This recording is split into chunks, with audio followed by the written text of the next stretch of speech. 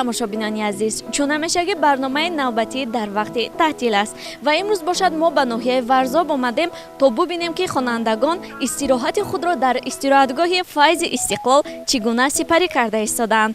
Пас моро ҳамроҳ бошед.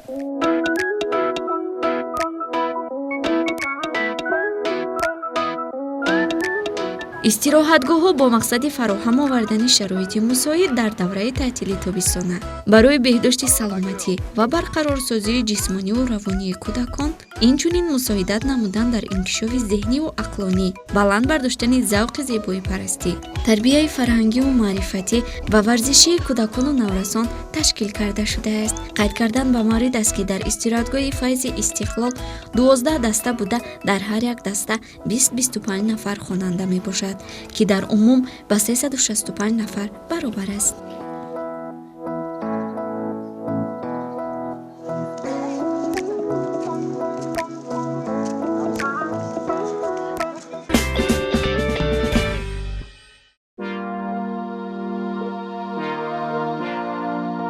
ҳангоми даромадан ба истироҳатгоҳ мо кӯдаконро машғули бозӣ дидем ки мувофиқи реҷаи истироҳатгоҳ пас аз наҳорӣ онҳо ба бозӣ машғул буданд.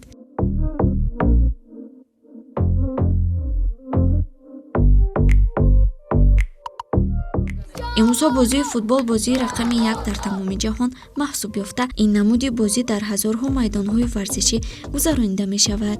дар истироҳатгоҳи Файзи Истиқлол бозии футбол яке аз бозиҳои аввалин дараҷа маҳсуб ёфта, ҳар як даста бо ҳам қувваозмоӣ намуда беҳтаринҳо ҷудо мешавад, ки дар охир дастаҳои беҳтарин бо иштиҳорномаву тӯҳфаҳо сарфароз гардонида мешавад. чӣ тавре ки мураббӣ ба мо гуфтанд, дар байни дастаҳо дастаи пайравони пешво хонандагон аз шаҳри Бохтар дар сафи аввал мебошанд, яъне онҳо зиёди дастаҳоро аллакай ғолиб омаданд. барои исботи ин суханҳо мо ба майдончае ки дар он дастаи пайравони пешво ва дастаи иттифоқ хонандагон аз ноҳияи Фирдавсӣ бо ҳам қувваозмоӣ мекарданд омадем, то бубинем ки бозӣ чӣ гуна гузашта истодааст ва албатта дар бозии навбатӣ ки ғолиб меояд.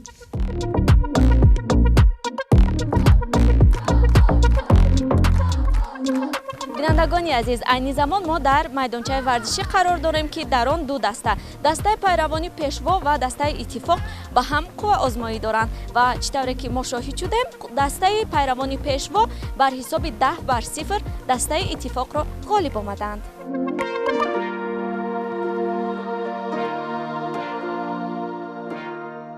муҳаммад Расул, чӣ тавре ки имрӯз дидем, мутаассифона шумо ба дастаи пайравони пешво мағлуб шудед. мехостам бидонам ки рӯзҳои пеш ки бозӣ мекардед, ягон дастаро ғолиб омадед? мо дар дастаи иттифоқи Касаба бо дастаи Аренаи Душанбе бозӣ кардем ва мо дар ҳамон ҷо ғолиб омадем. бар ҳисоби чанд ғолиб омадед? мо бар ҳисоби 10-12 ғолиб омадем. ташаккури зиёд. дар оянда мехоҳам ки шумо яке аз футболбозони машҳури кишварамон шавед ва парчами Тоҷикистонро дар дигар ҷойҳо ба пеш баред. раҳмати калом.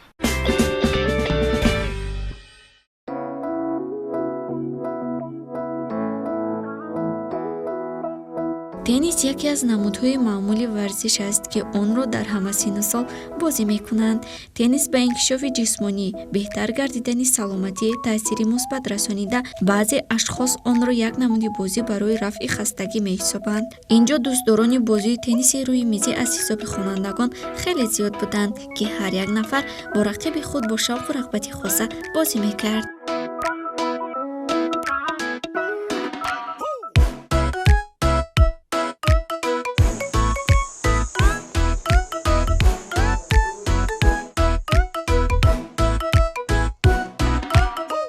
яке аз намудҳои шӯҳратёфтаи риштаи варзиш бозии волейбол мебошад. дар майдончаи дигар дӯстдорони бозии волейбол машғули бозии худ буданд.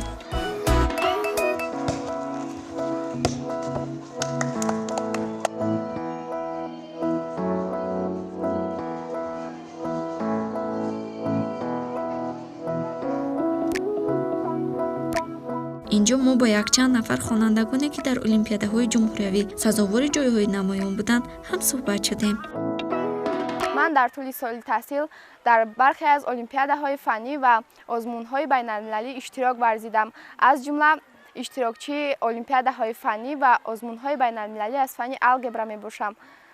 инчунин дар олимпиадаҳои байналмилалии архимед, кенгуру, имаз ва фисо иштирок намуда соҳиби медалҳои тилло ва нуқра гардидам.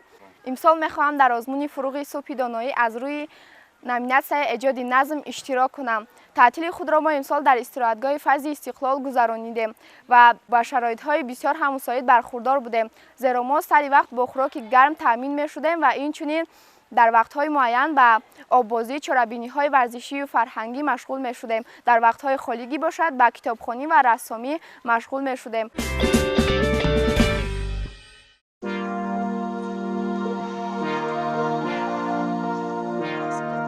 бозӣ яке аз воситаҳои тарбияи фикрӣ, ахлоқӣ, ҷисмонӣ ва зебоишиносии бачаҳо ба шумор меравад. дар бозӣ ҳолатҳои рӯҳӣ, эҳсосот, идрок, тафаккур, хаёл, хотира ва иродаи кӯдакон инкишоф меёбад. дар бозиҳои бачагона мазмуни фаъолияти калонсолон инъикос меёбад ки онҳо се хусусият дорад. хонанда бозиро озод ва бо майли худ иҷро мекунад. дар бозӣ ширкат карда эҷодкорӣ менамояд ва ба бозӣ саргарм шуда ба завқ меояд ва дар вай ҳисси дӯстию рафоқат меафзояд.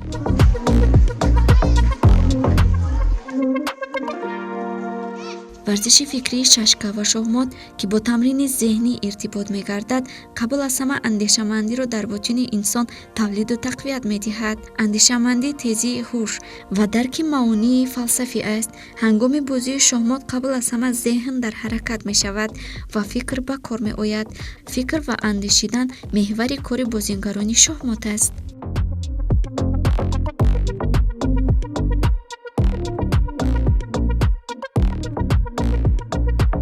дар тӯли 10 рӯзе ки бачагони мо дар истироҳатгоҳи Файзи Истиқлол истироҳат намуданд, мо бозиҳои шашка, шоҳмотро гузарондем ва аз байни ҳама истироҳаткунандагон ҷойҳои намоён якум, дуюм ва сеюмро муайян намудем ки ба ин шахсон бо мукофотҳо сарфароз мегарданд. ба ғайр аз ин бозиҳои шашка ва шоҳмот боз доир ба навъҳои гуногуни варзиш аз қабили футбол, волейбол, баскетбол, оббозӣ аз рӯи масоҳат дар масоҳатҳои гуногун гузарондем ки байни онҳо ҳам ғолибонро муайян намудем ва дар чорабинии пӯшидашавии басти аввали истироҳатгоҳ дар байни ҳама истироҳаткунандагон сарфароз гардонида мешаванд.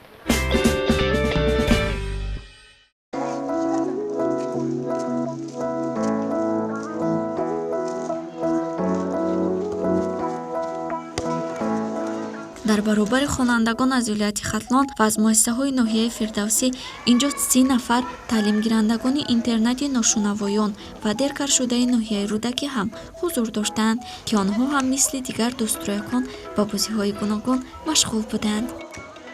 мо бо ҳамроҳии ҳамсинфонам тӯли 12 рӯз аст ки дар истироҳатгоҳи Файзи Истиқлол истироҳат кардаистем.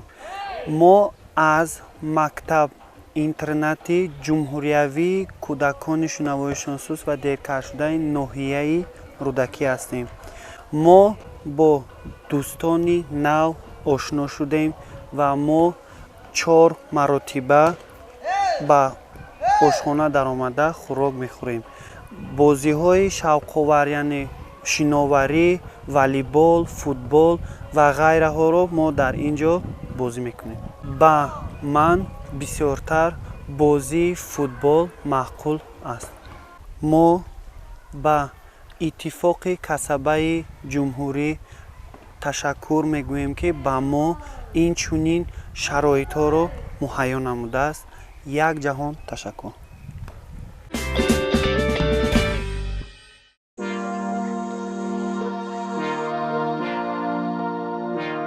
баробари бозиҳои гуногун тозагӣ ки зери ин истилоҳ мафҳуми покӣ, муҳити тоза аз ифлосиҳо, покии ашёҳои рӯзгор, кӯдакон ва сару либоси онҳо, риоя намудани гигиенаи шахсӣ аввалин дараҷа мебошад. ва ин ҷо мо пурсон шудем ки саломатии кӯдаконро кӣ назорат мекунад?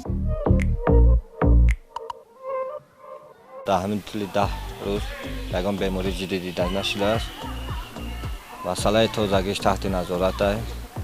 масад пеш аз хоб рафта назорат мекунем, саҳар назорат мекунем, ошхона таҳти назорати мояд. масъалаи гигиениши ва масъалаи хӯрокуш бениҳоят хуб аст, ягон вай нест. то ҳамин рӯз ягон бемории ҷиддӣ дида нашудааст.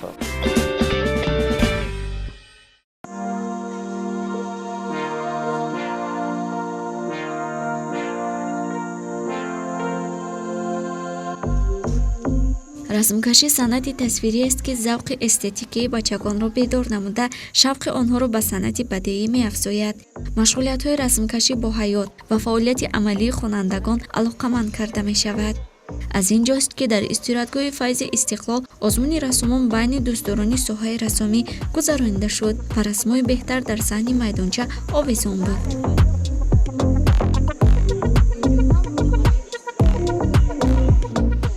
Я люблю рисовать, и поэтому я учу самостоятельно рисованию.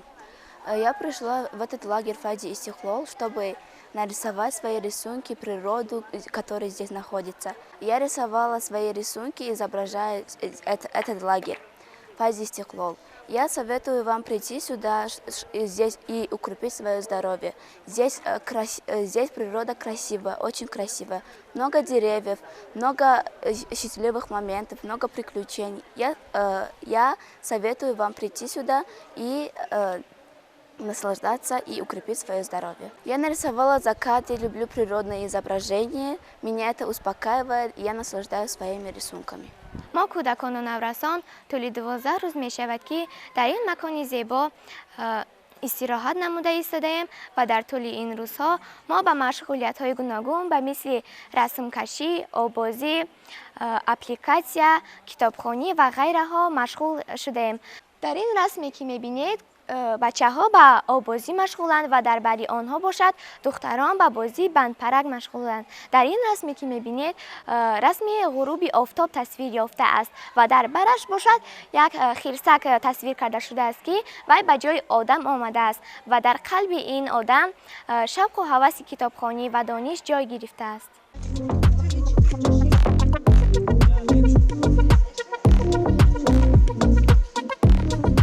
яке аз расмҳо диққати моро ба худ ҷалб намуд ва хостем донем ки ин расм маҳсули эҷоди кадоме аз хонандагон мебошад. маълум шуд ки расми тасвиркардаи таълимгирандагони интернати ношунавоён ва деркаршудаи ноҳияи рӯдакӣ мебошад.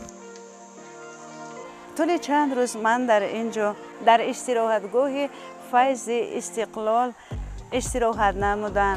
ман ҳамроҳи дугонаҳоям расмҳои хеле зиёд кашидам.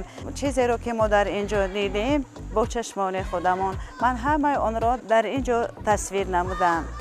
ман расмкаширо хеле дӯст медорам.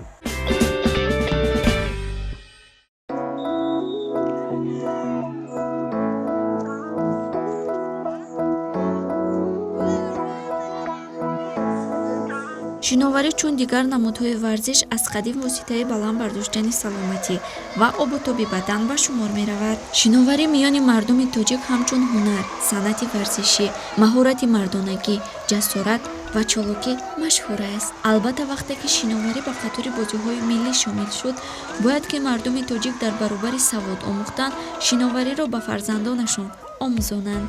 зеро дар фасли тобистон мо хоҳем нахоҳем фарзандонамон майл ба обозӣ мекунанд ва аз ҳама муҳим бо омӯзонидани ин намуди варзиш кӯдаконро аз ғарқшавӣ эмин нигоҳ медорем.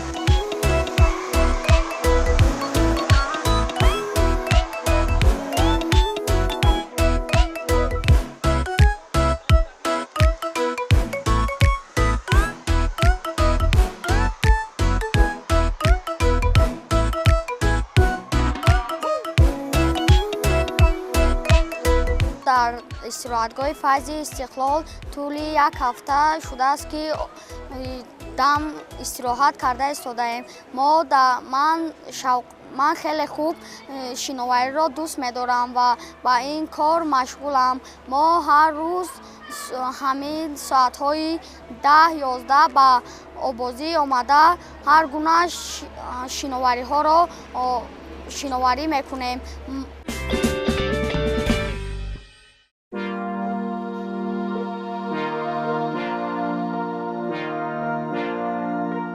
вақти хӯроки нисфирӯзӣ ҳам шуд. кӯдакон сурудхонон барои хӯрдани хӯроки нисфирӯзӣ назди ошхона ҷамъ омада ҳар даста вориди ошхона мешаванд.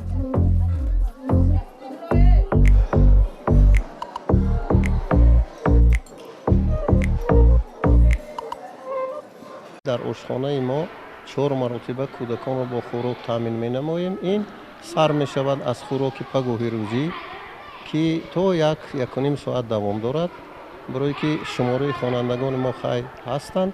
بعد خوراکی در خوراکی پگوی روزی ما آنها را با منای کاشه، آرسوز، کلباسه، تخم، سیر، مسکه تامین می‌کنیم. بغیر از این دو نمود چای کرم شیرین و چای به شکر که با موافقت خواهش مثال استراحت کنندگان یعنی کودکان. بعد خوراک نصف روزی ما یکم داریم. دوم در خوراک یکم ما داخل میشوند شوربا، ماستو و آن چیزهای سبک. در خوراک دوم ما هستند پیوره با ماکارون، بعد هست پیوره با پیرلوفکا و آن چیزهایی که بغیر از این ما آنها رو با کتلت، ماهی، گوشت مرغ، گوشت گاو تامین می‌نماییم. بغیر از بعد از در اینجا با میوه‌ها آنها رو تامین می‌نماییم. در استراگاه ما با نمونه میوه‌های آلو، شفتالو، سیب، بانانا، تربوز هر روز داده می‌شود. بغیر از این باز خوراک چوش داریم که در این وقت ما آنها رو با کاکائو، چای، کمپوت و همین چیزها تامین می‌نماییم.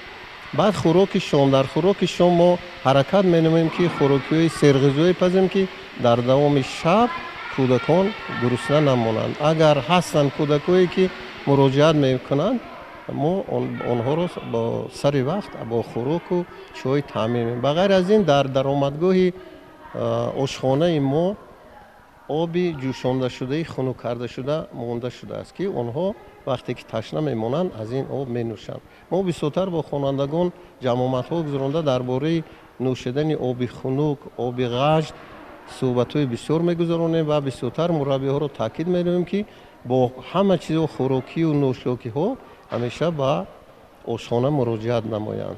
کلکتیو ما 13 نفر هستیم. همه ما با خدمت استراحت کنندگان همیشه تیار هستیم.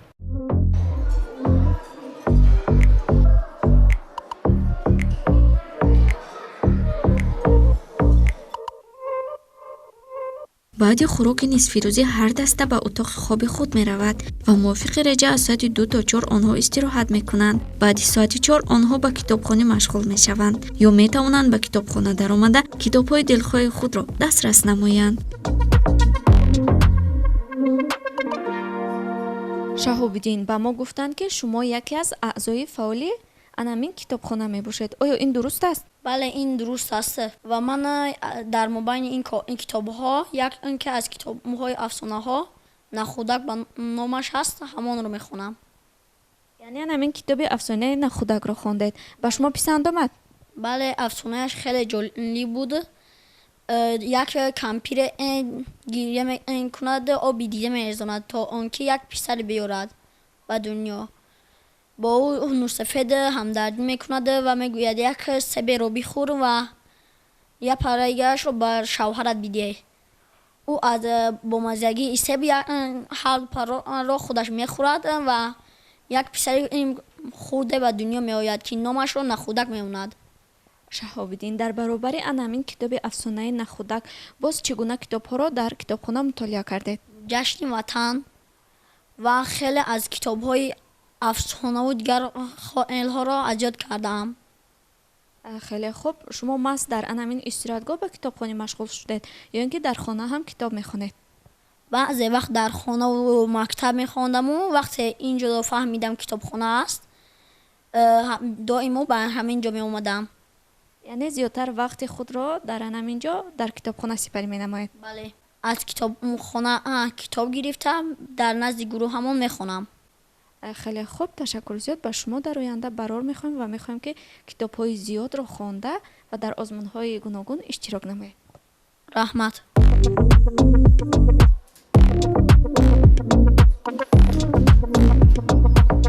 کتاب منبع علم و دانش، سرچشمه دریای عقل، مخزن فرهنگ ملی، پایه تمدن جهان متمدن، خاصه آینه حیات و کلید در گنج سخن است.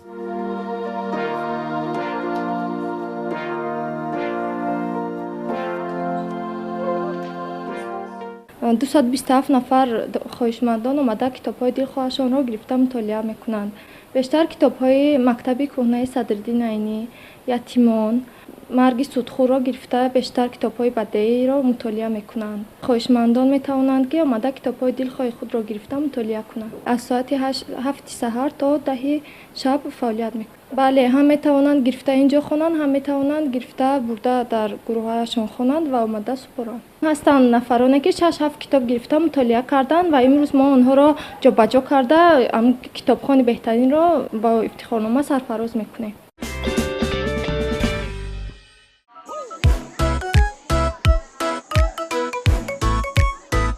дар баробари бозиҳои гуногун, машғулиятҳои даставӣ, пайдо кардани дӯстони зиёд ва ҳамзамон озмунҳои зиёд ба монанди расмкашӣ, шоҳмот, озмуни беҳтарин суруд, инҷо истироҳатгирандагон аз буду ҳавои тоза ва табиати зебои диёрамон лаззат мебаранд.